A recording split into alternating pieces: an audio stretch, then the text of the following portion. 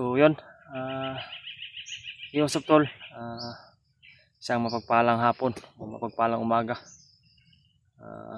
mapagpalang araw. Welcome back ulit po sa ating YouTube channel mga tol. Pagpasensyahan nyo na po. Ngayon lang ako nakapagbalik akyat, ngayon lang ako nakapagbalik explore.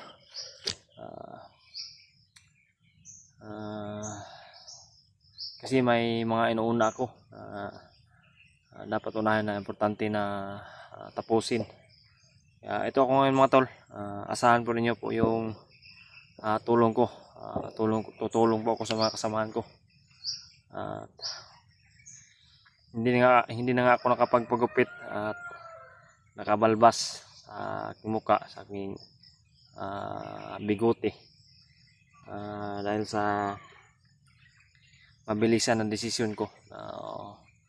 Aakyat na ako dahil marami akong nabalitaan at maraming nag-request, maraming nagtanong kung bakit hindi pa daw ako bumalik sa pag-akyat bundok, bakit iniwan ko daw yung mga kasamahan ko na nandoon sa bundok, nandito sa bundok, na naghihirap at nangangailangan ng tulong. Kahit na di tayo lubos na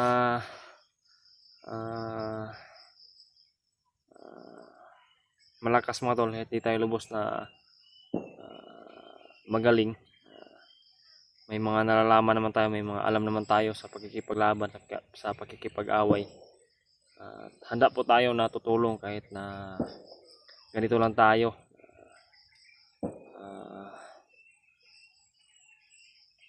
Wala na yun.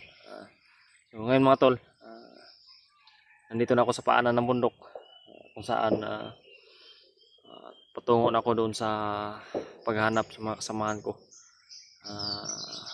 Kaninang umaga lang po ako naglakbay patungo dito. At ngayon, natin ko na dito sa paanan ng bundok. Iwan ko kung ito ba talaga yung location. Nandito ba talaga sila? Kasi sobrang tagal na di tayo nakapagbalik explore. Di tayo nakapagbalik akyat bundok. Totoo na iniwan ko yung mga kasamahan ko sa bundok. Bumaba ako una.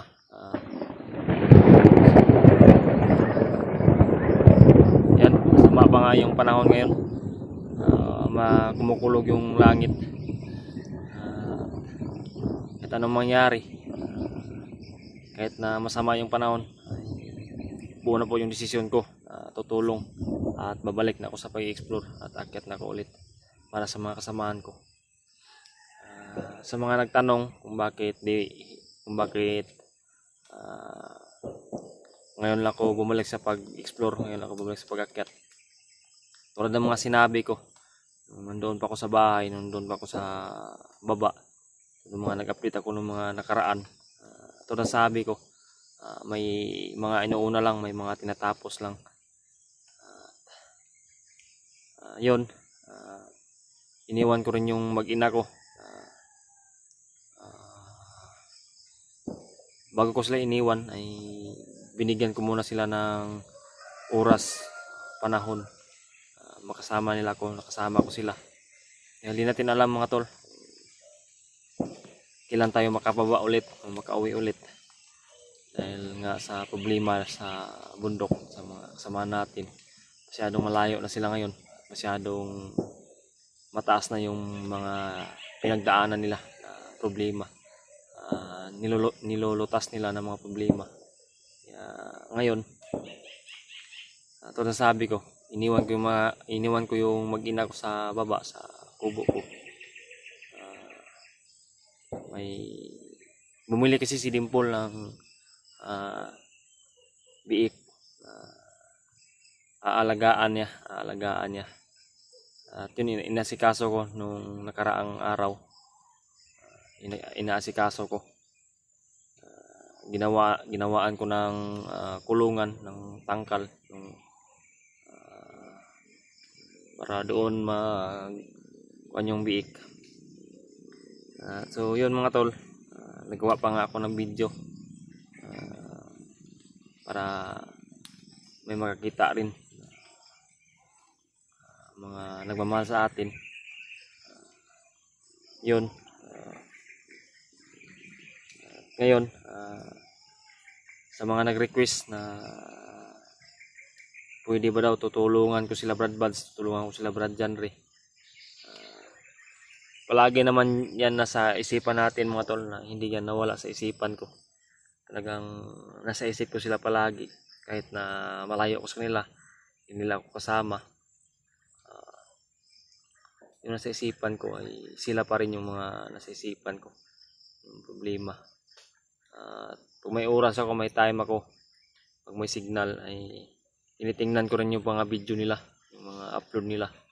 Pero sa gawa ng lugar namin, bundok, at di masyado malakas yung signal, di ko lubos na matingnan palagi yung video nila, yung mga upload nila, yung mga update nila. Pero sa mga nag-abot sa akin ng mensahe, nag-abot sa akin ng mga balita, si Brad Janry parang yung may hawak sa cellphone niya, sa camera niya ngayon, sa cellphone niya ngayon ay isang bandido. Iwan ko, bata ba yun o ilang taon na yun.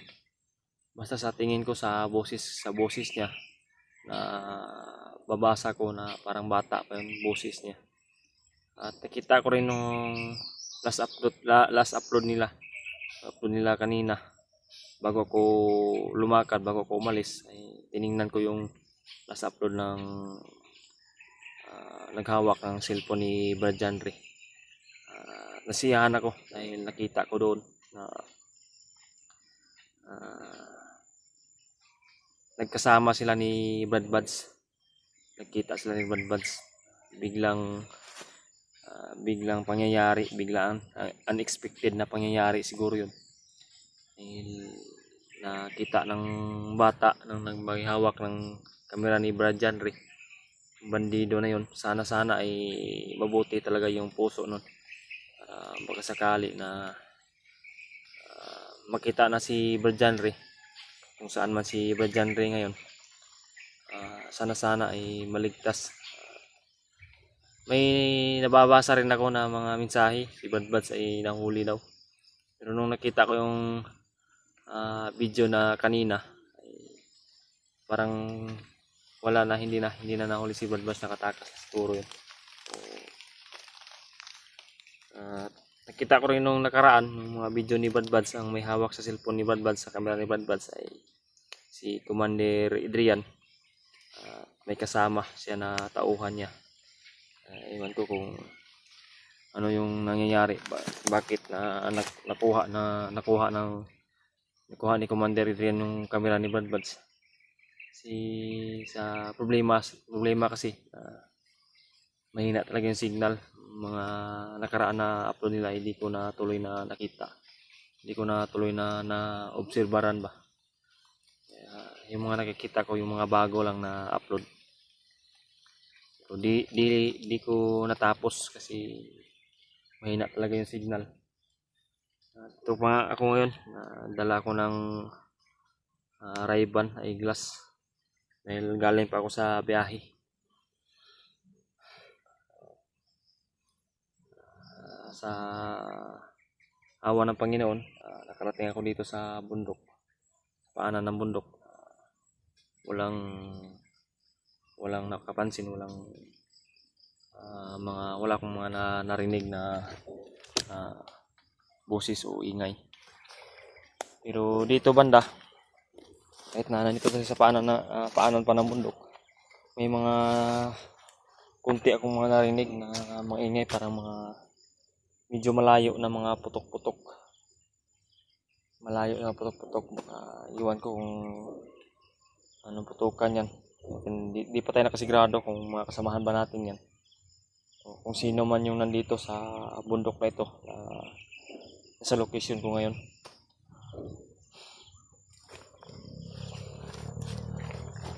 May mga narinig pa ako na parang boses ng mga motor, malalaki na boses ng motor ba, yung mga bura-bura.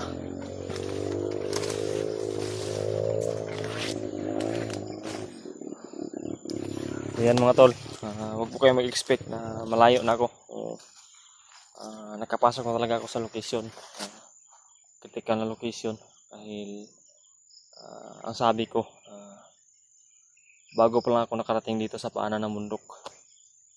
At medyo kinakabahan ako konti dahil matagal-tagal rin na di ako nakapag-explore. At ako lang din mag-isa ngayon. Hindi pa nga sana papayag si Dimple, yung asawa ko.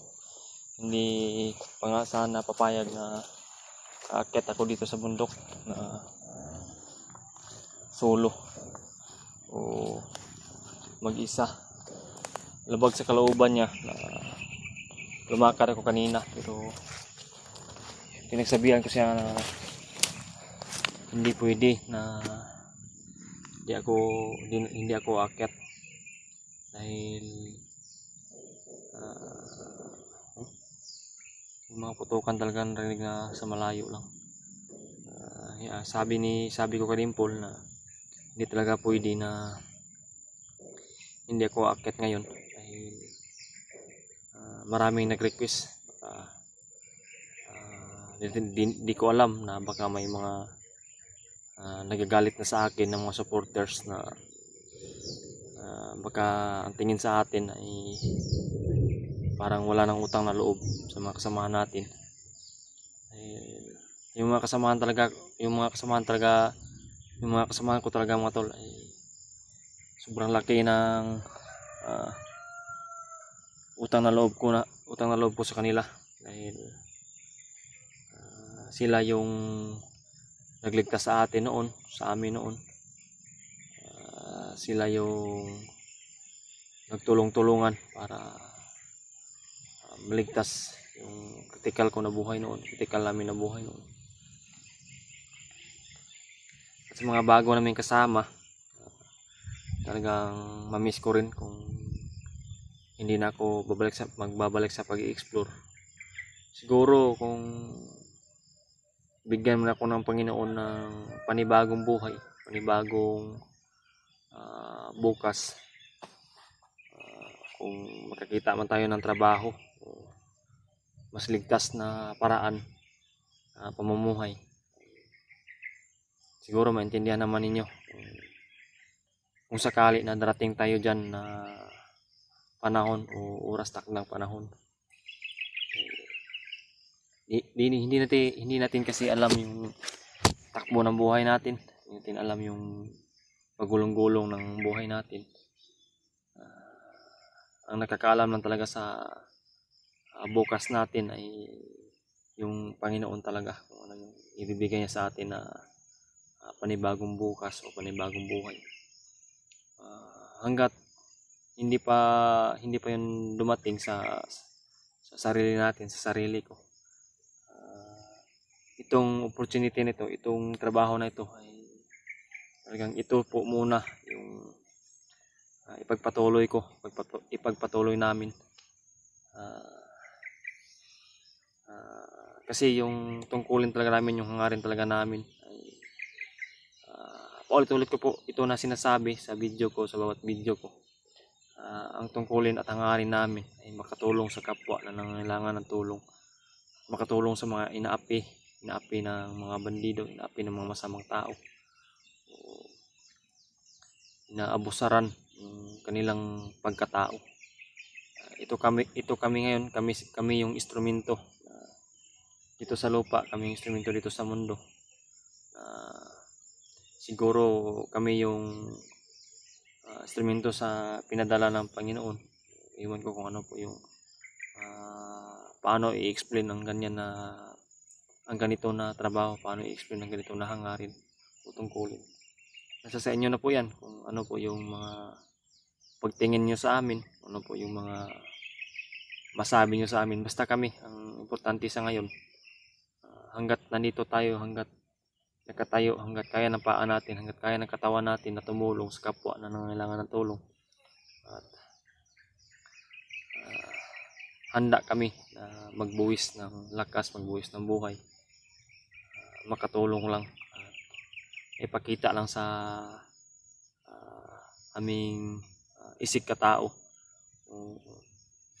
May pakita sa inyo yung kabutihan namin. Kahit na wala tayong masyadong dala na pagkain dahil nawa sa gipit tayo, nagdesisyon talaga, buo talaga yung desisyon ko na umakyat dito kahit na wala tayong baon. Importante na makakyat tayo dito at makita ninyo na talagang may utang na loob ako sa mga kasamahan ko, sa mga nambaba sa akin, sa mga nagalit sa akin. Naintindihan ko naman din po kayo. Ang sa akin lang na sana naintindihan nyo rin po yung kalagayan ko. Hindi pa ako umakyat. Kaya nga ngayon magpursigido talaga ako na akyat para ipakita sa inyo na handa talaga akong tutulong sa mga kasamahan ko. Hindi ko sila iniiwanan, hindi ko sila pinabayaan. Talagang may inuuna lang po ako mga tol, may tinatapos lang ako sa baba. May inuuna lang ako sa mag-ina ko. May nagbigay lang ako ng panahon, oras, araw para sa kanila. Bumabawi ako sa kanila. Ito ngayon, ano man yung mangyari dito, ano man yung madaanan natin, malakas naman tayo, buo naman yung desisyon natin. May mga napag-aralan na naman tayo na orasyon. Kahit di ako dumaan kay Lolo Ambo, talagang nagdasal ako, sana ay gabayan ako ng Panginoon, gabayan ako ng Lolo Ambo. Yun, sana dinggin ng Panginoon, narinig ng Panginoon yung mga dasal natin. Mataas naman yung pananalig sa kanila. So yun mga tol, siguro ako magtagal, magdandaan siguro ako sa paglalakbay. Sana sa mga nagtanong, nag-request, mga nagalit, mga nambas, ito na po yung kasagutan.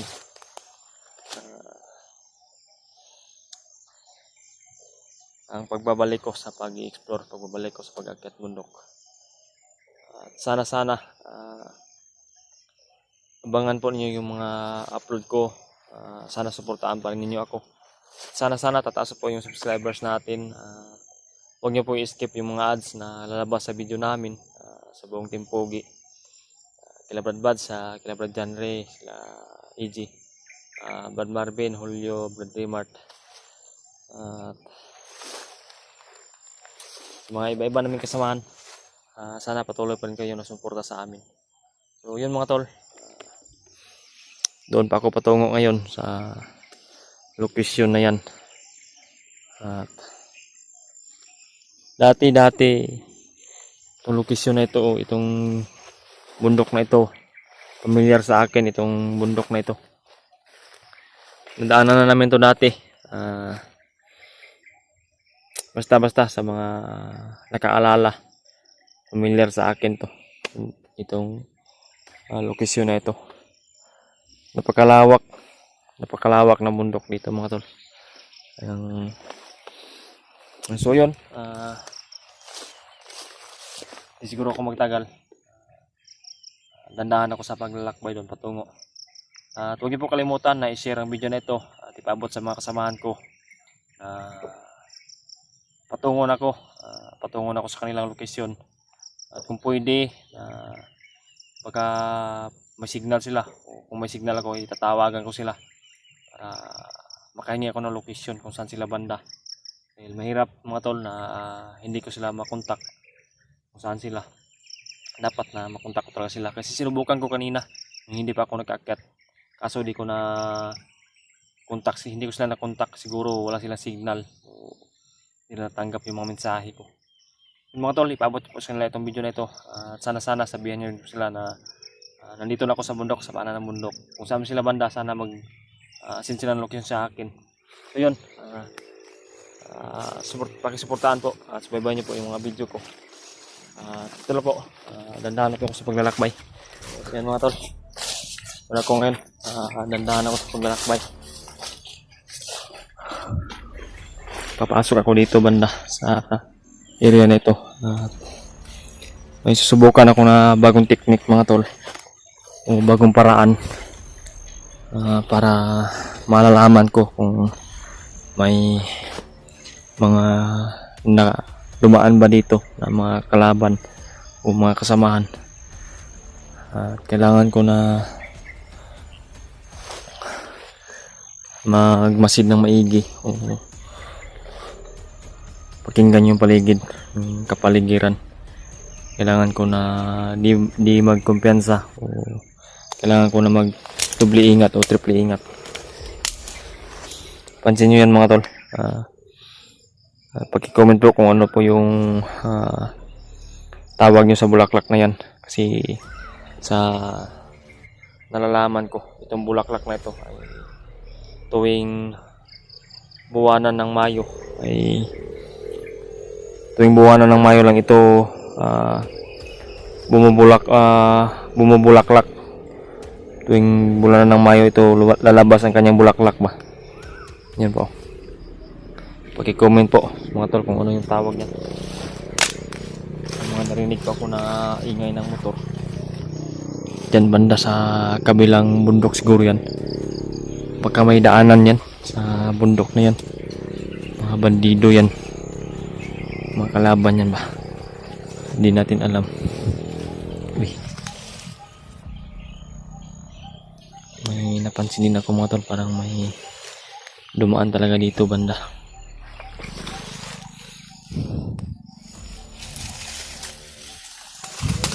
Ito. Parang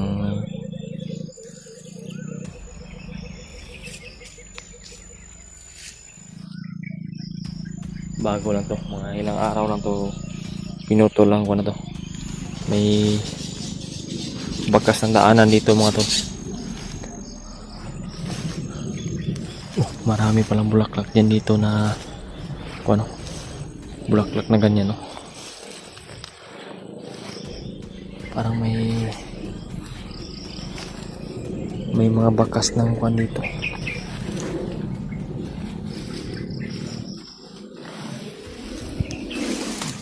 Yan mga tol. Tali yan ba? At parang may naka-standby dito na mga bandido, o iwan ko kung anong mga bakas ito. Yan o, bakas ito ng mga kalaban mga tol. Tingnan natin sa unahan. Gagamitin natin yung bago na paraan na technique na nalalaman natin.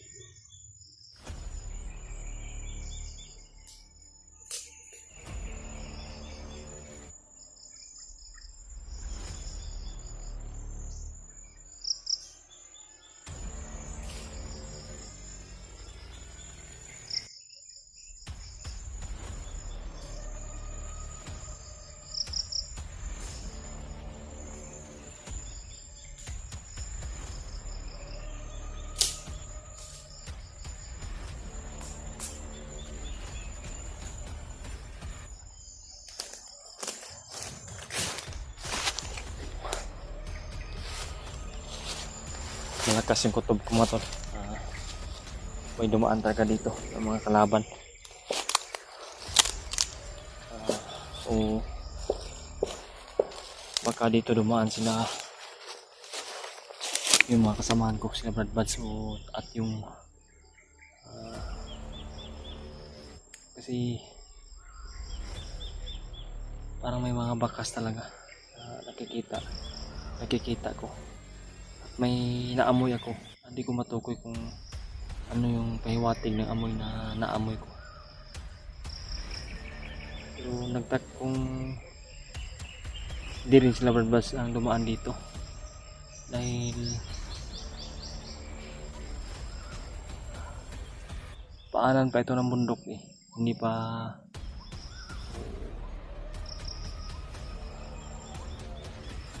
ito ang exact location saan talaga sila. Basta ang may amoy talaga na naamoy ko. Pero hindi ko lubos na maintindihan kung ano yung kaywatin na amoy. Talagang masama yung panahon mga tol. Tuloy lang tayo, tandahan lang. Hindi pwede na diretso-diretso yung lakad natin. Kailangan na magmasid muna talaga tayo.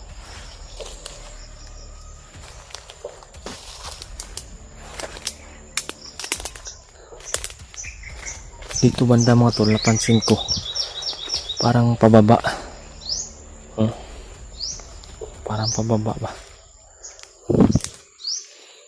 Diyan banda oh.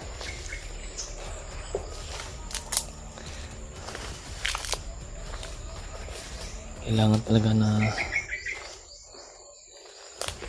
hindi tayo magpadalos-dalos na kailangan na i-double check natin yung area bago tayo patuloy na dadaan, bago tayo patuloy na dadaan dyan, kasi di natin alam, baka may mga patibong sila na nilagay dito para masulit natin yung daanan. Hindi pwede na palos-talos ako na aapak dyan, dadaan dyan, baka mandagdag tayo sa problema na makasama natin. Kaya yung gagawin natin mga tol, di bali na matagalan tayo sa pagtawid dito sa bundok na ito. Ang importante na makatawid tayo dito na ligtas at walang nangyayari sa atin, walang nangyayari sa akin. Kaya tingnan niyo po mga tol, yung gagawin natin na strategy ngayon. Simple lang kung tingnan ito, pero yung gamit ko ay yung gamitin ko yung bago ko na paraan, bagong teknik na master ko. Pang-amoy lang yung susubukan ko, pang-amoy at pang-rinig. Tingnan ko rin yung mga dadaanan ko. Ayun.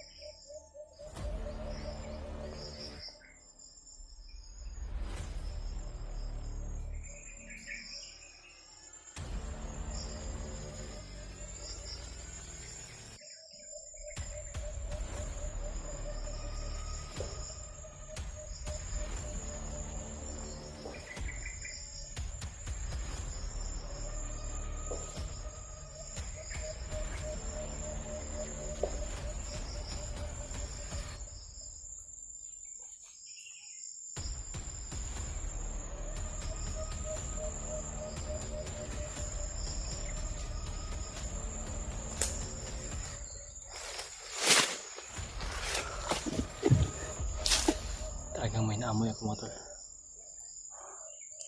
Pero di ko matukoy ba kung ano yung pahiwatig ng naamoy ko. Medyo kakaiba yung amoy na naamoy ko sa lupa.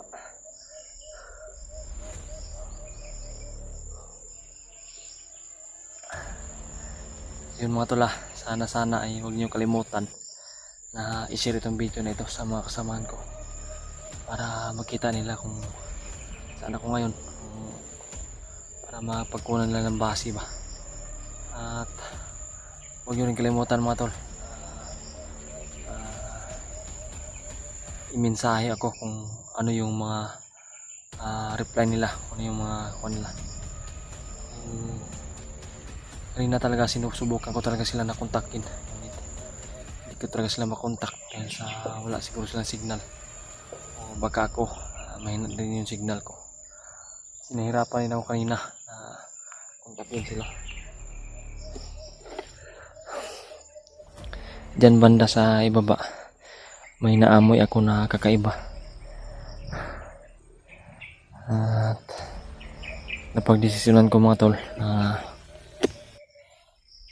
hindi muna ako dadaan dito banda kasi masama yung kutob ko, baka may mga patibong dyan banda.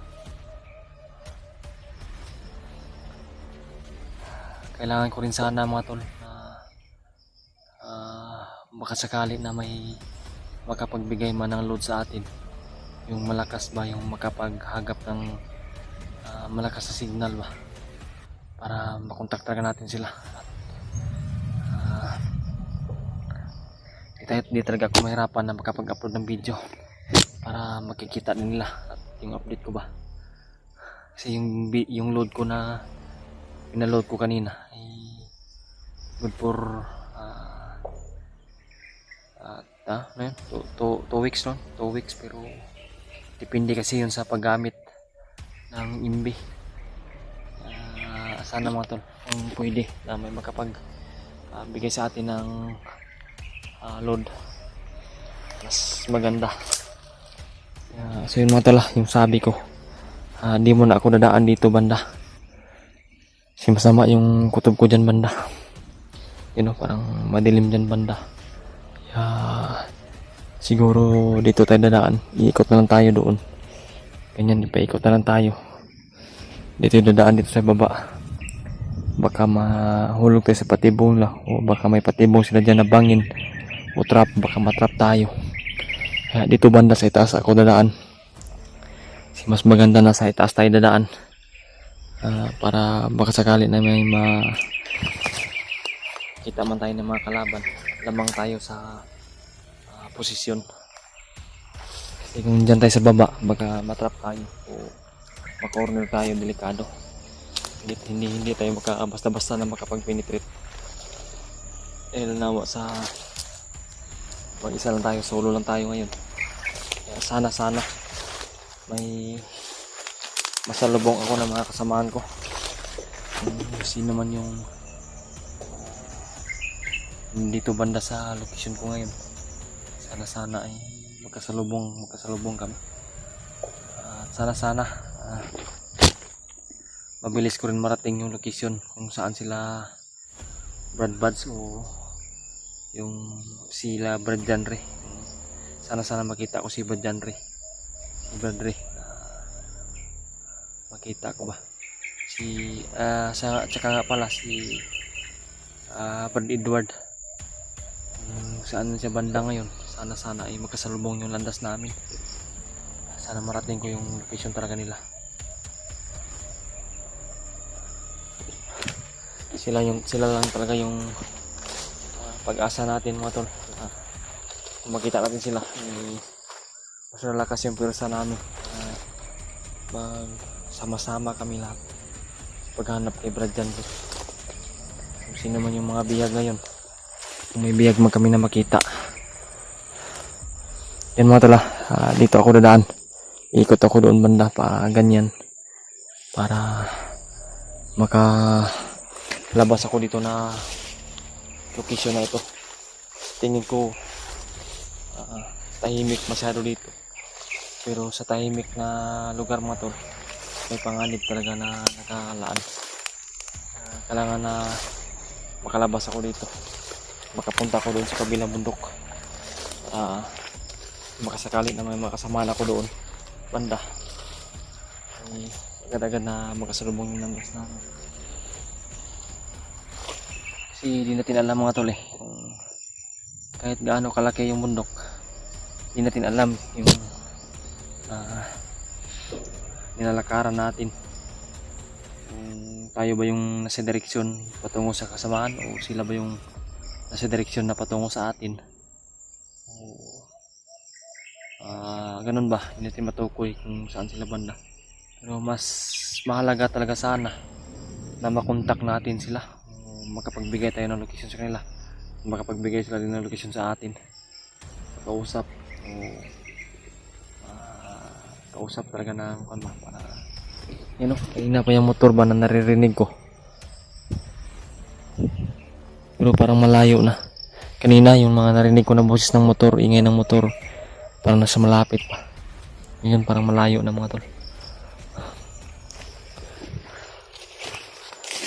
Kaya masyado magtagal, kahit na dandahan lang tayo, basta permanente yung lakad natin, kahit dandahan, talagang lalayo tayo, malayo yung mararating natin.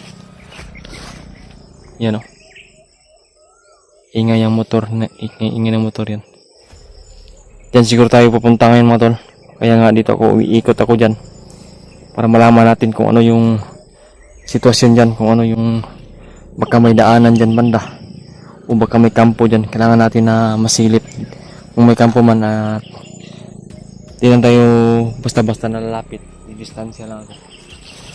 Yun, dandahanan natin sa pagpalakbay doon banda.